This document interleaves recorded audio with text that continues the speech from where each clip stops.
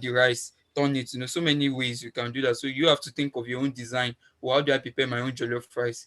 Do I make my stew separate? Do I do this like that? So that's what software development is all about. So you have to think of the design. Then after the design, you move to development, which is the building stage. You build your design, and then when you're done building, you have to test. Of course, after you have prepared your rice, you have to test it. Oh, is the salt enough? Is the maggi enough? You have to test, and that's same thing with software development. So after you must have designed, you have built the software, you have to test it before you deploy. Deployment is the final stage. That's you deploy, you release your product to end users, to customers, to millions of people to use your product. So if you have not tested it, there's no way you can. I think you should deploy without testing. So you don't even have an idea of how your software is or what it does. You just push to production environment. Then everybody starts wondering, what's this app all about? What's this software all about? So you have to test it before you deploy. So those are the processes in software development. The first thing is design, development, testing, and of course, deployment. So that's what software development is. It's like a life cycle. You have to design, you develop, that's build, you test, and then you deploy. So that is just the overview of software development. And don't forget, what we are talking about in context is softwares, computer softwares to solve problems. Why do we build softwares? To actually solve problems, which we are still coming to that. So, up next, I have categories of software development. What are the categories? This software development we are talking about. What's, what categories do we have? And we have so many categories of software development, so many, just so many categories. But I have just 7 here that I will talk about quickly. Okay, the first one is mobile development. Mobile development is a process where you build mobile applications. I'm sure we're all familiar with mobile applications. You've seen WhatsApp, you've seen Telegram, you've seen Instagram, you've seen Twitter. These are mobile applications, and they are all solving problems. They are products, they are software products, but they are solving problems. What can WhatsApp do for you? You can chat up someone in any part of the world just with the contact. You can say hello, you can make WhatsApp call, you can do a video call. That's a problem that is being solved using mobile application. So you have a mobile application solving problems for you. And what's the problem it's solving? Connectivity, connection. You can connect anyone, any part of the world, even without having to travel down to. Imagine if there's no WhatsApp, there's no Facebook, or there's no Twitter. It means if you want to talk to Mr. Jonas, for instance, and probably Mr. Jonas is in Europe, you have to travel down to communicate a message or to pass a message to him. You have to travel down. The first thing is flight, your flight money, accommodation, and everything. But then this software product are solving huge problems. You can travel to Europe within 3 minutes. Just put a call through, tell the person, oh, yeah, switch your camera, let's have a video call. Then you get to see what the person is up to. So that's the first category of software development. We have the mobile development. So under this category, mobile, that's your phones, something that is movable. Just with your phone, anywhere you can do anything. You can chat up someone, you can make calls. So that's mobile development. And for mobile development, is basically building applications, mobile applications, basically. And examples of mobile applications are WhatsApp, Facebook, Twitter, Instagram, a lot of them. You have so many mobile applications that we use. And in fact, without mobile applications, I think human beings will be having so many problems. We have Gmail, is a mobile application. We have the mobile version, we have the web version. So Gmail is an application, mobile application. You have so many of them. Google, Microsoft Teams, you can join a call. Zoom, the Zoom we are using, we have the mobile version where you can just this meeting is ongoing now because there's a product called Zoom. So that's the first category of software development. And mobile development is building mobile applications or solutions that are relevant for mobile devices. That's the first one category. And then we have the web development, of course. We have websites. When you develop websites, you go to www dot this, that's the website. So that's another category of software development. People that build solutions for mobile development, or people that create solutions in the mobile world, we call them mobile developers. So just like the web development, we call them web developers, people that create solutions in form of websites, things that are easily accessible on the web, on the browser. That's web development. And another category is the backend development. Backend is what you actually don't see. That's the category backend. You don't get to see the backend. It's just like Okay, let's be practical. When you go for a party, naming ceremony or wedding, you don't get to see the kitchen where the meal is prepared. But then you are being served, you have waiters that ask you, young man, what do you want? You want rice? Then they fetch you the rice, you order, you want moi moi, someone gets you the moi moi. So where the food is actually coming from is the back end. Like you don't get to see it. That it's a logic that controls the entire system. So the kitchen is seen as a back end. So all the cookings and everything is done in the kitchen. That's back end development. And then we'll move to the next. So people that create backend solutions, we call them backend developers. And then the next, we'll move to front end development. Front end is actually what you can see, right? What you can see, front end, what is visible to you, user interface, user experience, front end development. We have database development, people that create databases. We have so many databases, people that where your information are being stored, we call it database, that takes data basically. So these are categories of software development. So we have cloud architects, people that maintain cloud environment, cloud engineering, cloud solutions. We call them cloud architects. We have so many careers in cloud architectural system. We have so many careers there. So these are basically, we have artificial intelligence, so AI. You must have heard of AI, robots and the likes. These are categories of software development. So you could decide on anyone to go into, and then you pitch your stand in that particular category, and then you are building solution. But don't forget, the sole aim of software development is that you build solutions. That's the sole aim. You build solutions. So if I decide, oh, I want to be a mobile developer, it means I'm thinking of, oh, what solution can I build? What mobile application can I build that will help humanity? So these are categories of software development quickly. So before I take the last slide, I would welcome questions from us from what we've discussed so far. Maybe you want to know a particular category, how to get started, and don't forget the this week is actually get into tech, how to start, how to build a career in tech. That's what we are actually looking at. So you could ask questions. Oh, I want to be a mobile developer. What does it take? What do I need? Like that. So let me welcome questions within 5 minutes, and then we'll take the last slide, and that will be all for this evening. It's just like an introduction to software development. So please, your questions are welcomed at this junction. You can ask your questions. Thank you. Hello, Yeah, hello. good evening. Yeah, good evening. Thank thank you for your presentation so far. All right, you're Um, welcome. I would like to know more about backend development. I'm a bit into it. I'm doing C sharp, but I don't really know how that to help me to achieve what I want to do in terms of being a backend developer. Thank you. All right, so thanks for the question. So you want to be a backend developer, or you want to know what backend development is all about, how to get started with backend development? Okay, like I said, the first and foremost of all software development process is programming language is involved, because you're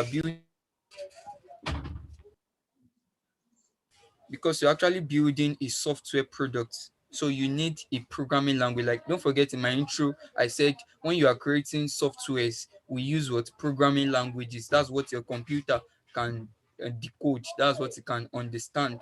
So to the first stage in backend development is that you have to learn a programming language of your choice. There are so many programming languages that will list for you that you can make research on and then get started. And backend development actually is the we call it the backbone of software engineering. Is the backbone because that's where the business logic is being defined. That's where the business logic is being created. That's like I said, I gave you the illustration that when you go for a party, the kitchen is where everything is being done. You want to eat, you want people to be served. The kitchen is where everything is being done. You don't get to see it, but that's the brain behind the party. Because without food, without item 7, the way everyone won't be happy, right? So same thing with backend development. So the first thing is you have to learn a programming language. That's the first thing. You have to learn programming language. And we have so many programming languages that are relevant for backend development. So the first one is we have JavaScript. So it's a programming language that can be helpful for your backend. So that's a programming language. You could make research on JavaScript. JavaScript is a language of the backend. So from JavaScript you transition to what we call Node.js, which is a server runtime environment where you run your your business logic in the server, and then your server gets to give a client what he needs or what she needs. So that's the first language you could learn, JavaScript. We have Python. That's a popular language that we all know. Python here and there. That's another language that is useful for backend development. We have PHP Laravel. That's another language. Laravel is a language, programming language that is useful for backend development. We have Java.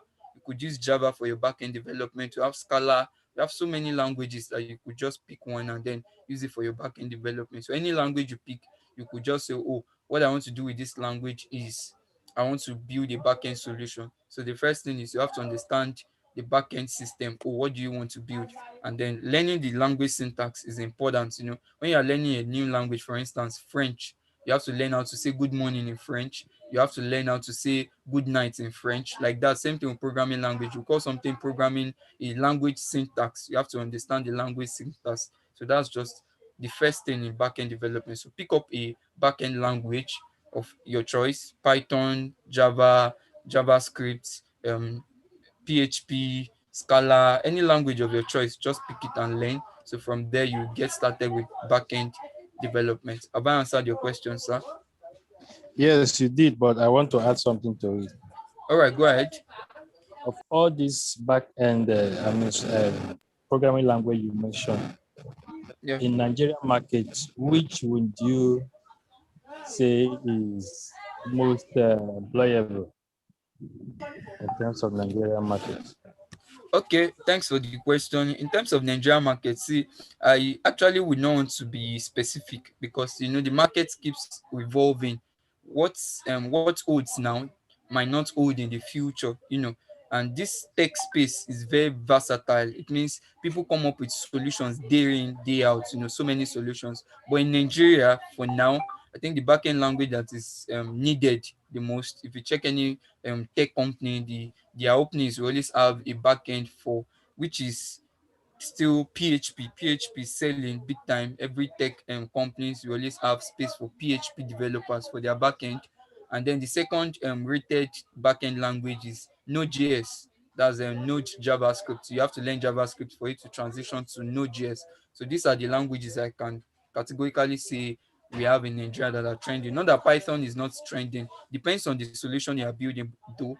But the three languages I can say, oh, if you learn them, you can easily get a job or you can transition to a tech is we have, like I said, PHP, Laravel, Node.js, that's JavaScript, and then Python, Django, which is a framework of Python for backend. So with these three, I think you can easily get a job, or you can secure an internship position in a tech company like that, and then you get started the career in tech.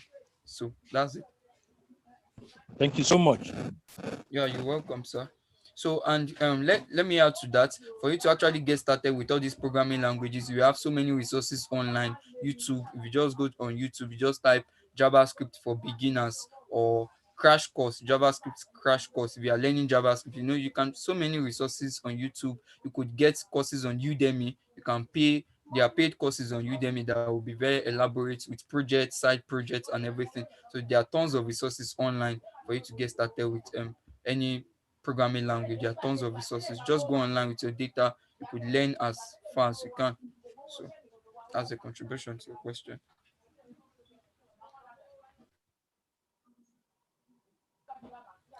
All right. So have I answered your question properly? Yes, thank you so much. All right. So thank you. So any other question? Let's welcome questions. How do you get to? Someone has asked about backend development. So as for many of us that which love backend development, I've explained the process. So any other question?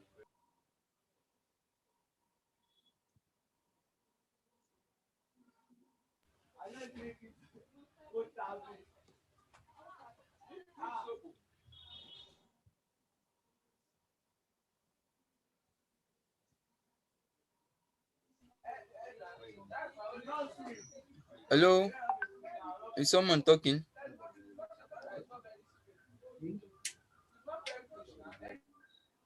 I don't think anybody's talking. But okay, I wanted to ask for people probably that want to build. maybe tech solutions. Have an idea, all that, and then it Please, happens you are to not be. really audible. Can you? Can you hear me now? Yeah, I think it's better now. Is it clearer? Yeah, it's a bit better. Okay, so I was asking for people that probably they don't really know much about software development. For example, maybe I'm in the agri-tech sector, and then I just want to build an app. I want to build a website that can do something, but I don't really know how to make sense of it in the software development space. Is there any hint you could just give on how you could start, how you could get resources, and how you could better put your ideas into technical terms and maybe better technical language? All right, thank you for the question. So the first thing is, if you are a total beginner or someone who has not been into tech, or you just don't know what this tech is all about or software is all about, and you want to go into it, the first thing is you need to, you know, learn. That's the first thing. You need to learn. Oh, learn a programming language. That's a tool. Is a communication tool. So from it, when you learn, when you fully understand a particular programming language, translating your ideas to solving a problem will be much more easier, because you already know the tool you are to use to solve your problem. So the first thing is, the underlying factor is that you must learn a programming language. So when you have learned a programming language, you can easily say, okay, with this idea, with what I've learned so far, I can think of solutions. Oh, can I create an app that can, okay, that can recommend makeups for people, like that. But all of these things can just be raw ideas in your head. If you don't know what programming is all about, you can just wake up one morning, an idea drops in your mind that, oh, why can't you have an app or a website that will be doing this for people? You can have the idea, but with a programming language involved, you can easily translate those ideas to solutions, building solutions with those programming languages. So the first thing is for you to learn a programming language. And for you to get resources, there are online resources on YouTube, Coursera, Udemy. There's so many platforms where you can get free resources on a programming language of your choice, and then you can get started. So I hope I answered your question, sir.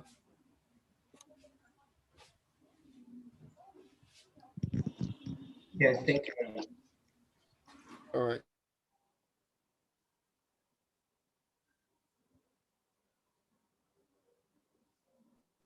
So we're actually open to any questions at all, any questions as regards generally. All right. All right. Any other question before we move to the last Ah, question, right?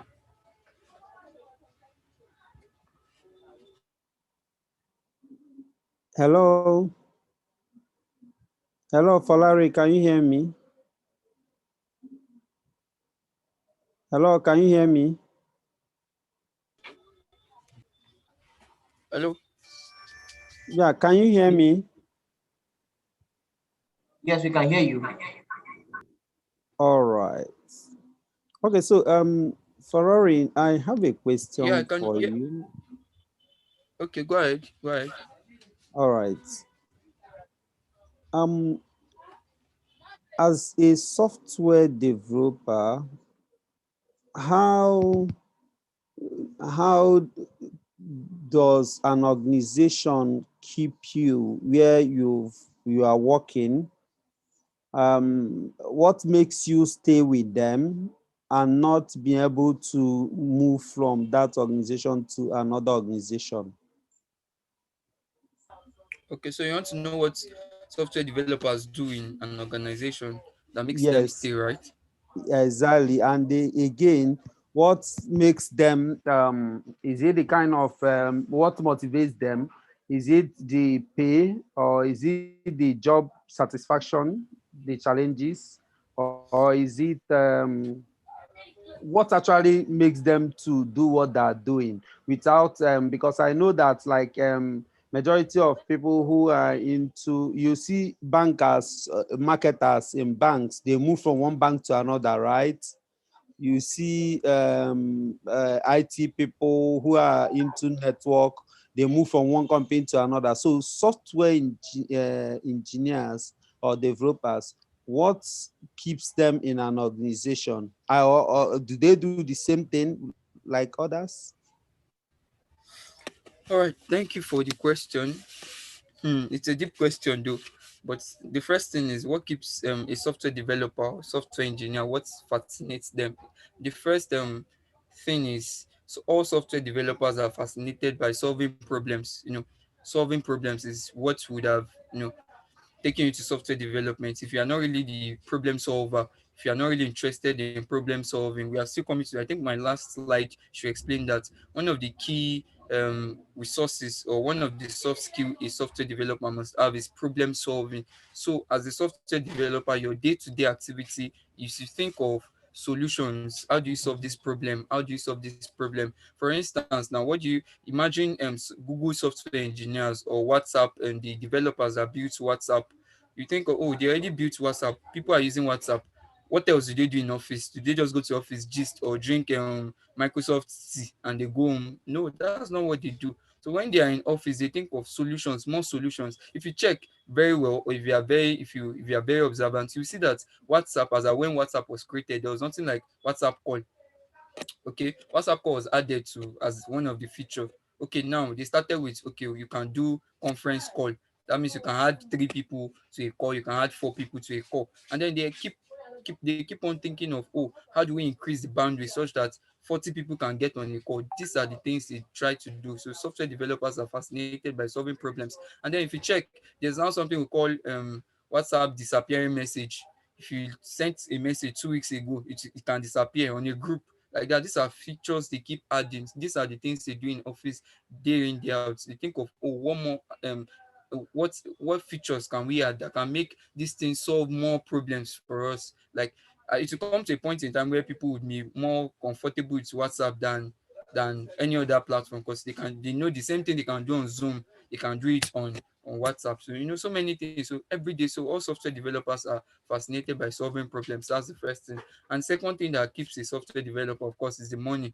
There's money in tech. We all know that because people build solutions. There's money in that space. If you're actually good at what you do, there's money in this space. There's money. Like, we can't overemphasize that there's cash in the space.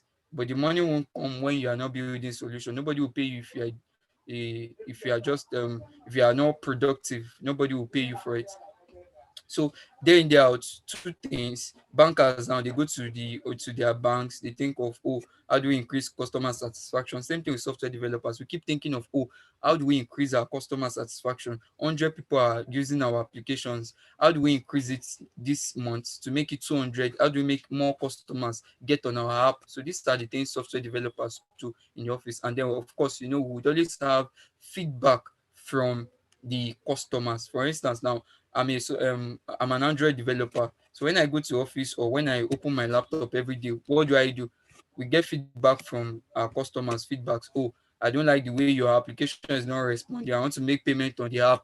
The payment is not going through. If I want to use my Access Bank card, it is always declining. These are the issues we fix every day. These are our daily routine. So we gather those feedbacks, and then we look at it as software developers, as a team. We look at, okay, people are complaining that they can't use their Access Bank card on our app. What could be the problem? We fix the problem, and then we push the updates. Oh yeah, our customers Access Bank card is now permissible on our app. Go and try it, and then people try it. They get satisfaction. Oh, we are happy. I can now make payment on my Access Bank card, like that. So these are the things we do. Our daily activities, daily routine. So there will be problems to solve. You can't just be stagnant or dormant as a software developer. No, you would always have problems to solve. You would always have, you will be thinking, even if there are no more problems to solve, you could think of your designs. Oh, how do we make our design so catchy that when people open our websites, when they open our mobile applications, they get fascinated. They love the designs. They love, like that. These are problems to solve as a software engineer. So you can never be bored, except if you are not really interested in software development as a career. But if it's really what you want, you can't be bored, of course, because there will be problems. And the more you solve problems, when people give you feedback as a software developer, there's this inner joy, or there's this joy that comes from within. You feel satisfied. Wow, I'm able to solve problems for thousands of people. you get your own satisfaction, and that's all. So software developers solve problems every day. There will be problems to solve every day, so many issues to fix, to make the app more efficient, to make our website more efficient, to make it more interactive. There will be so many problems to solve. So I think I've answered your question, sir. Thank you very much. Yeah, welcome. So any other question you could ask your question before we take the last part of the conclusion, and then All right. Thank you, Isaac, for the presentation. My question now is there any software training centers in Lagos is apart there any from what? Decagon? I know training centers, software training centers in Lagos apart from Decagon. Apart from what? Please, I can't hear you. I think he said they can Decagon. go. Yeah. Okay. There are so many software companies, that can train you. You thank God you're familiar with Decagon. We have Decagon. We have so many of them. I can't list. We have so many software tech companies, both in Lagos, anywhere. We have them, so that can train you. You can decide to go to a training institute where you are taught software development. You can enroll in a tech school where you'll be taught, or you could enroll as an intern, like an intern, where the company gets to train you on their tools and everything. Or you could be a self-taught developer. You teach yourself with resources online. You can teach yourself, go online, get resources, watch YouTube videos, like that. You can teach yourself as well. So these are, apart from Decagon, there are so many. Just go on Google, just type software companies in Lagos. You see Team Apps, Fix, so many of them, so many software companies. So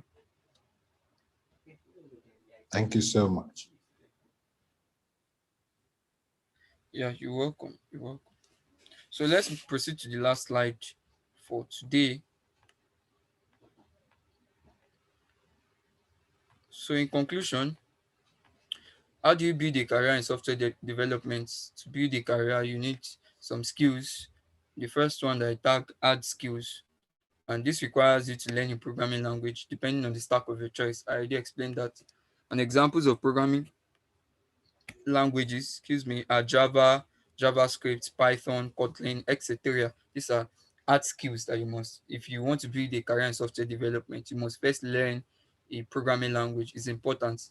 It is imperative for every software developer to know a programming language, because it is with the programming language you can build software products, you can solve problems. So these are language. I just listed 4 here. There are so many tons of programming languages. We have Golang.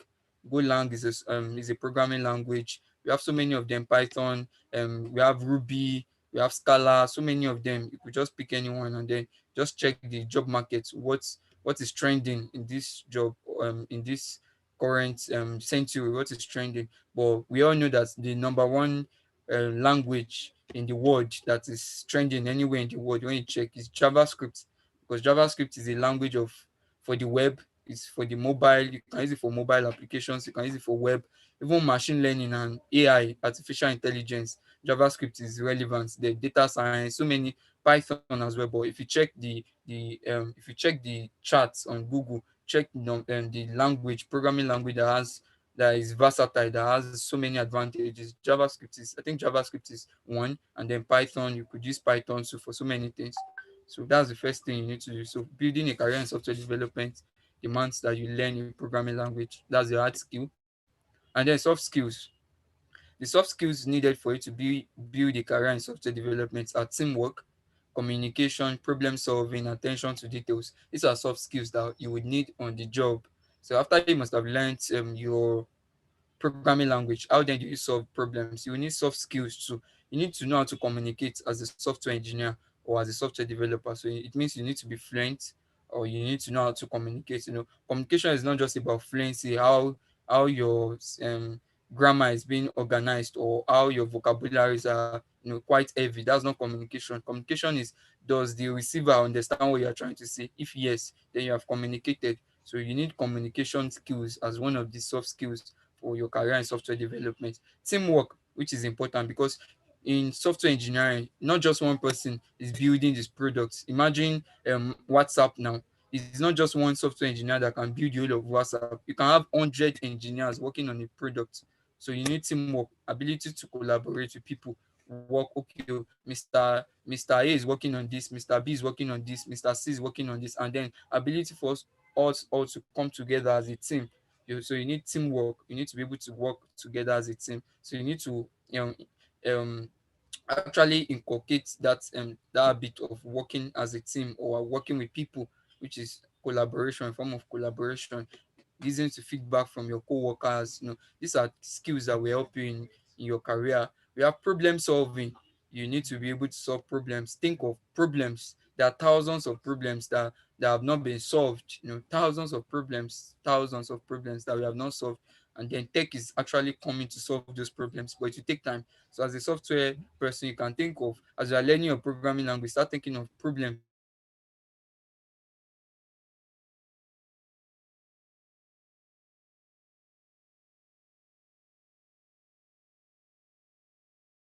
And then you start thinking of problem. It could be one evening that it could be an evening that Newton sat under a tree and then he thought of, oh, there should be this object that I kept on this table is just at a state of rest, is not moving. Then he came up with Newton's third law. Like that, I came up with Newton's first law, came up with Newton's second law. So you have to think of problems around you and then you solve them. So these are skills that are needed in solving software development as a career. Attention to details. You need to pay attention to details. Listen to people when they tell you, oh, do this, do that. You need to pay attention to details. Very important. Attention to details. Then the third one, building a career in software development. How can you build a career in software development? Gain experience through internships. Gain experience. You need to gain experience. You need to work with companies. You need to know. Apart from learning on your own, you need experience, industrial experience. So you could apply to companies. Oh, I want to learn under you, or I want internship, just for the experience, because these are the things that will help you. Because in software development, what will actually count is your years of experience. How many problems have you solved in your years of experience? Then earn credentials. You need to earn credentials. That's certifications. You can go online, take a course on Java, then you can get a certificate. Or after completing this course, you become Java certified developer. You need to earn credentials. Just like when you go to higher institution, at the end you are awarded BSc, right? That's you actually, if there's no need for awarding the BSc certificate, then people shouldn't be going to school. But we need to earn that certificate. So in software development, one of the things you would need in your career in the long run is to earn credentials, earn certifications, apply for courses online. We have so many platforms where you can take free courses, Coursera, EDX, so many of them. So you can just apply and then you enroll, you take the course. At the end, you are given a certificate. You add it to your portfolio, your CV. These are the things that will help you in your career in software development. So that brings us to the end of today's discussion. It's just an introduction. And then if you need to get started on any of the programming languages we have mentioned, feel free to reach out to me. My number will be dropped on the platform where you can, send me a DM on WhatsApp, or you can just place a call through. I can guide you through on, how to get started. Thank you.